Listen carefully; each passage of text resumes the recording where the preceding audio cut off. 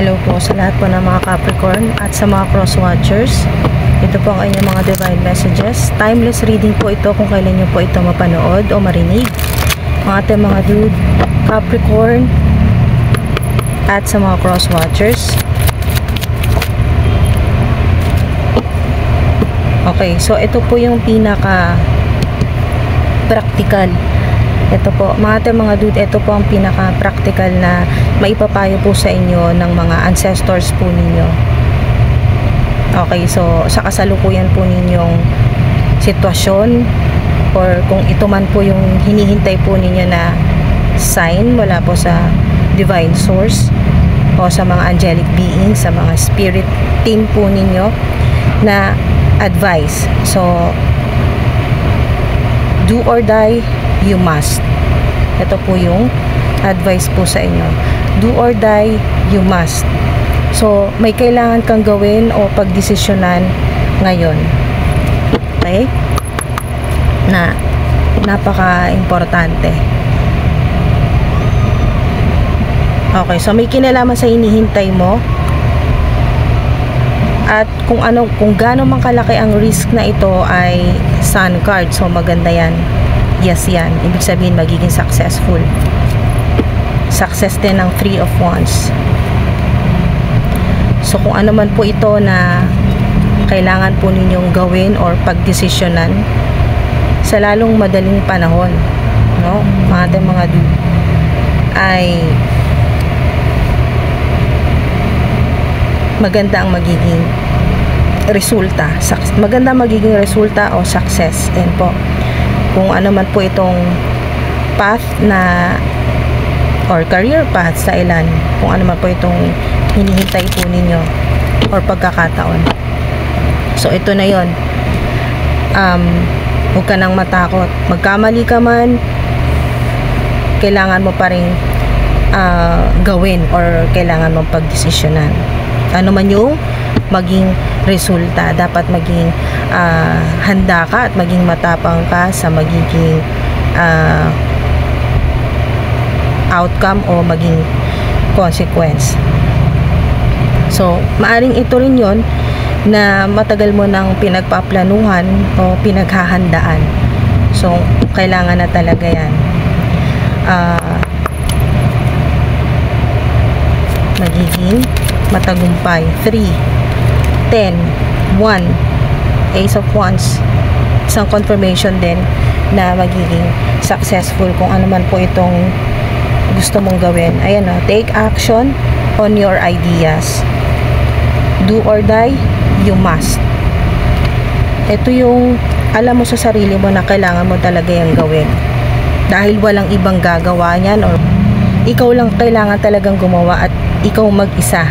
Sinusuportahan po kayo ng cosmos, ng infinite source, ng mga angelic beings, ng mga ancestors po ninyo. Pero ikaw talaga yung gagawa.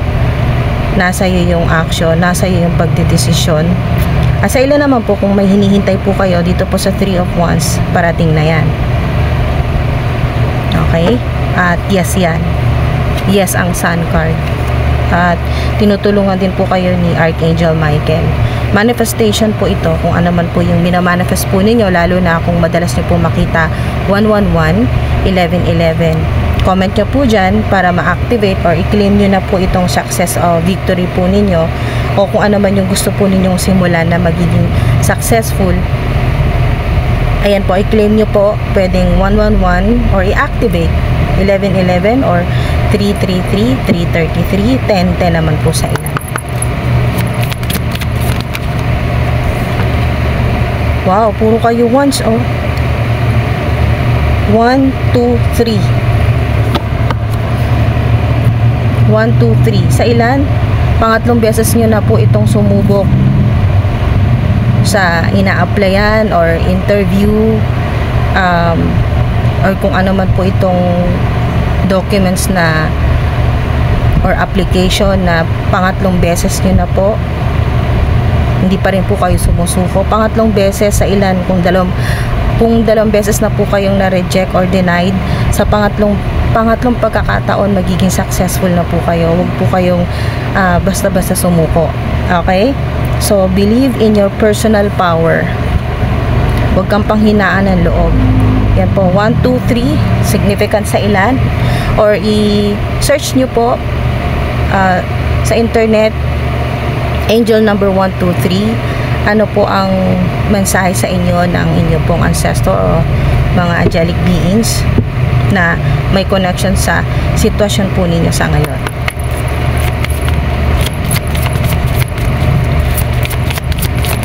Alright? So, kung kailangan mo ng tulong, kung ano man yung sitwasyon mo ngayon, ano yung problema mo, kailangan mo ng tulong, ay meron. Okay? Meron talagang mga tao na makakatulong sa'yo. Pero nandun yung action mo, kailangan mong mag-reach out, kailangan mong makipag-usap, or mag-send ng messages, ganyan po, text, mag-email, gagawa ka rin ng paraan, ayan po, para mag-reach out at meron talagang tutulong sa'yo. So, sa ilan naman po, mensahe sa inyo ng tao na special po sa inyo, no? Yung kayo po ay may gusto or crush nyo po yung tao na to, isipin nyo po, habang pinapanood nyo po ito, isipin nyo po yung tao na nagugustuhan po ninyo. Ito naman po ay sa ilan ng mensahe ay yung tao pong may gusto or nagmamahal po sa inyo. Karelasyon mo man siya ngayon or hindi, yan po, kung nagugustuhan or yun po sa ilan ay crush, no? Mga dude, ano yung gusto niyang sabihin or ano yung gusto niyang gawin para sa'yo? Ito po yun, gusto niya maging masaya ka, pasayahin ka, sorpresahin ka, isama kang magbakasyon. Basta gusto niya maging masaya ka, maging parang maging bata ka ulit or lumabas yung childlike energy mo. Yun po. At sa ilan naman po ay nangangarap ang tao na to or nagpaplano, kasi may plano dito. Nagpaplano na kayo po ay mabigyan or magkaroon po kayo ng anak. Yun po. May bata. Plano na magkaroon kayo ng maganda, masayang pamilya at kasama dito ang travel. Yan po. Yung ipasyal ka niya sa iba't ibang lugar o iba't ibang bansa. Ayan po. Sa iba't ibang bansa.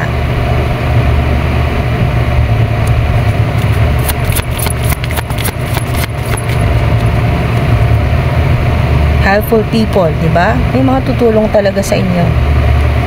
Or mga family members, kamag-anak, mga kaibigan, mga angelic beings, and po, mga divine beings na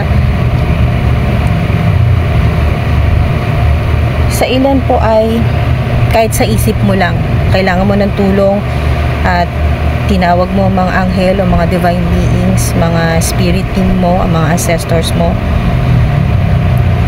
papadalan ka ng tulong, ayan po, ng gabay ng mga angelic beings. Tulungan ka, papadala ng mga tao na makakatulong sa iyo, mga mabubuting tao, helpful people, like-minded people. Or sa ilan, kung hindi mo na kayang, sobrang bigat ng problema mo, iniiyak mo na lang, yung iyak po ninyo or pagdadalamhati ay mensahe na rin po yan. Mensahe yan na makakarating sa mga angelic beings, sa infinite source, sa higher realm. Kaya po talagang may mga tulong na darating po sa inyo. Yan po. So, mag-expect po kayo ng good news or may mga magagandang mangyayari po sa buhay po ninyo, sa career, sa love life, sa kalusugan po ninyo, mga dude, sa mga plano po ninyo. Sa ilan ay 3 days pagkatapos ng mapanood ito. O sa ilan naman po ay 10 araw. No? 3 to 10 days. Wow. Or solusyon na hinihintay mo. Diba? Perfect timing. 3 to 10 days. Darating mga hinihintay mo. Ayan po, may hinihintay ka dito. pagkakataon or kung ano itong pinaghandaan mo, basta magiging successful yan.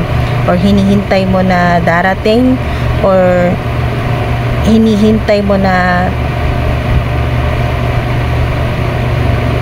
sa ilan naghintay kayo ng 3 months para makaalis or makapunta sa ibang lugar o ibang bansa. So may travel dyan mga dude. Sa ilan naman po ay perfect timing. Ngayon na napanood mo to, so hindi ito nagkataon lang. Perfect timing na makita mo to, itong mensahe ng mga ancestors mo, as easy as 1, 2, 3. Ayan po, 1, 2, 3. Yung akala mo napakahirap, meron naman palang mas madali. So perfect timing na matuklasan mo kung ano yung mas madaling paraan. Okay, dahil ang mensahe sa'yo na Infinite Source ay kung ano man po itong pinagdaraanan po ninyo, para sa kabutihan po ninyo or God's protection. Kung matindi man yung pagsubok na pinagdaraanan po ninyo sa kasalukuyan, may liwanag. Ito po yun, oh. May araw, sun. Nandiyan na po yung happiness, healing, success, satisfaction, strength, pag-asa. Yan po mga dude. Mas magiging madali na sa inyo. So ito yung perfect timing na paalala sa inyo na Infinite Source, na mga ancestors po ninyo na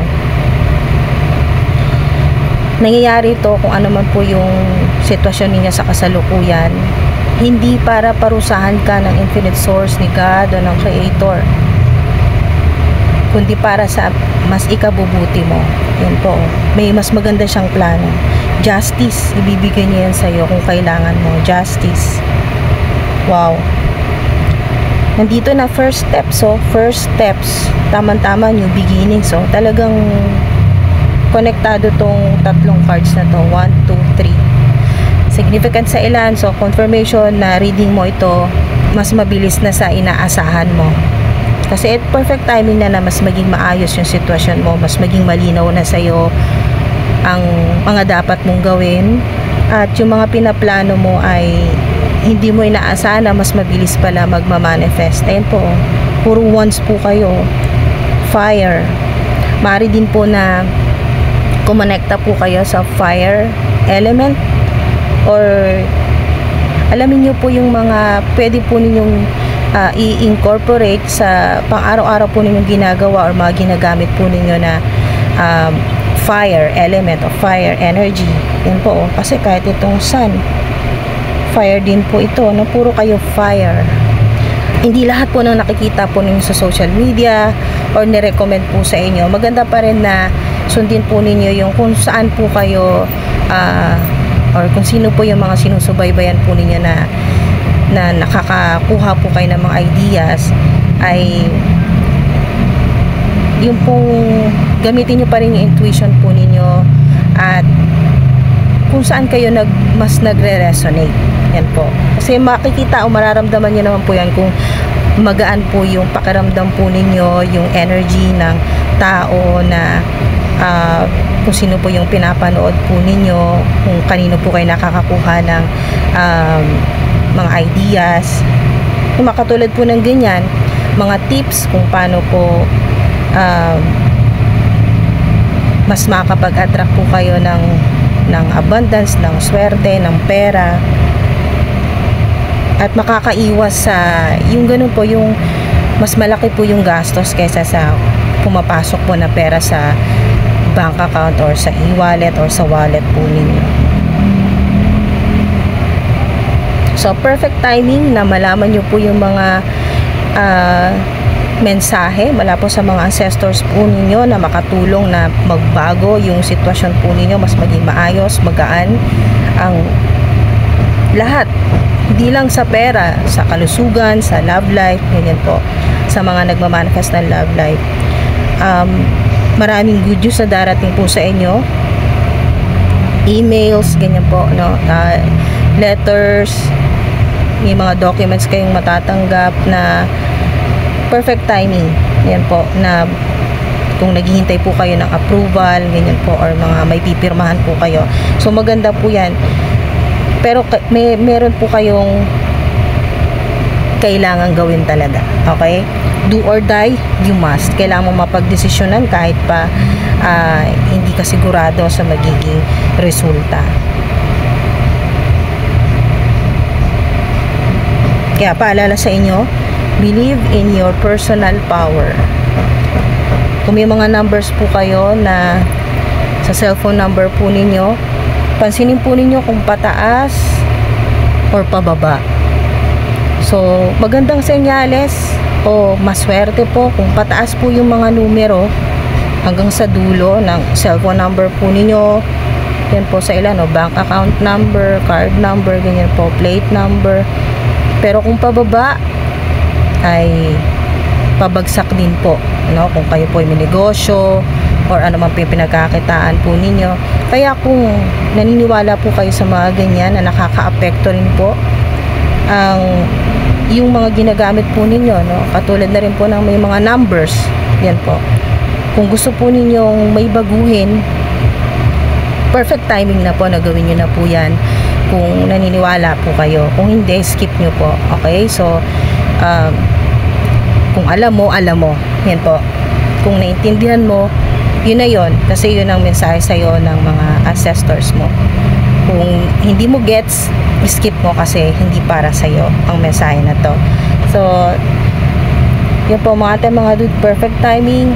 Ito po mga numbers na to ay maaring makita nyo po ng madalas, no? Or pagkatapos yung mga panood tong video na to, confirmation na kung ano yung minamanifest mo, yung mga plano mo sa buhay ay magiging successful. Okay, magandang simula. Kung gusto mong magsimula ngayon, umpisahan mo na. Umpisahan mo na dahil perfect timing yan. Ngayon na yan. At maraming suporta. Okay? Kung meron mang mga pagsubok, maraming susuporta sa'yo. Mas maraming mga tao at lalo na mga angelic beings, divine beings na tutulong at susuporta sa'yo, poprotekta sa'yo. Meron ka ring mga ancestors, tatlo na gumagabay, pumoprotekta sa'yo sa lahat, lalo na sa mga decision mo. At nandito rin po si Archangel Michael, Saint Michael. So, kung kailangan nyo ng clarity, kailangan nyo ng gabay, activation sa root chakra, healing ng root chakra po ninyo para mas maging successful po or mas mabilis kayo mag-manifest, lalo na po kung abundance po yung minamanifest po ninyo or pera, success, yan po sa inyo pong trabaho, career, negosyo, online platforms, so creative projects, yan po, tawagin po ninyo si Archangel Michael para magkaroon ng healing, i-activate po yung inyo pong root chakra. Yan po mga dude, sana may nakuha po kayo dito. Comment part 2 sa mga gusto pong pagpatuloy po ito or kailangan nyo pa po ng mga additional po na mga mensahe tungkol po dito. Maraming salamat po. Ingat po.